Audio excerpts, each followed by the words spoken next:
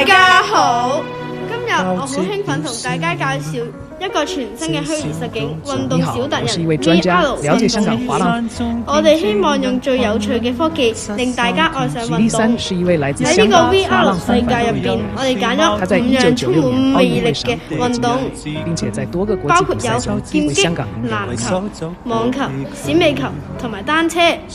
首先，我哋用咗 3D AI 模型技術。整咗一個極度像真又能活動嘅運動模型。喺呢個 VR 世界入邊，你可以清楚咁樣體驗到5項運動嘅基本玩法同場地，包括第一，劍擊。喺一條長長嘅劍道上，兩位選手手持花劍或重劍，透過步伐同刺激嚟得分。主要活動方式係進攻同防守，目標係刺中對手有效嘅部位。第二，籃球。喺一個長方形嘅籃球場上，兩人透過運球、傳球同投籃嚟爭取分數。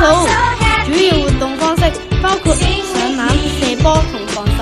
第三，網球。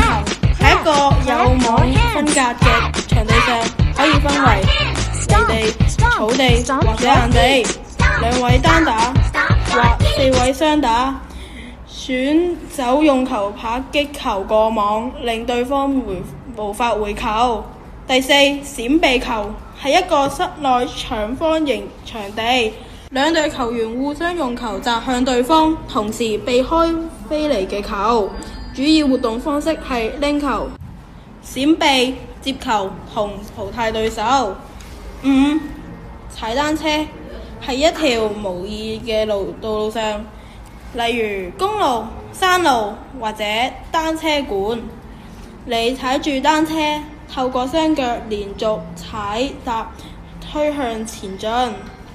主要活動方式係保持平衡、控制速度同轉彎。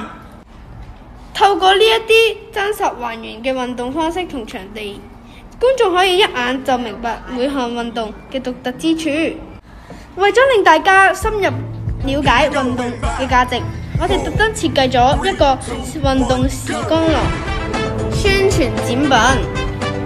總括嚟講，呢個虛擬實境項目唔只係一個科技展示，而係一道橋樑，令從來唔識閃避球嘅人3分鐘內愛上佢嘅刺激。玩緊之後，會真係走到陽光底下，拎起籃球，踩上單車，成為真正運動小達人。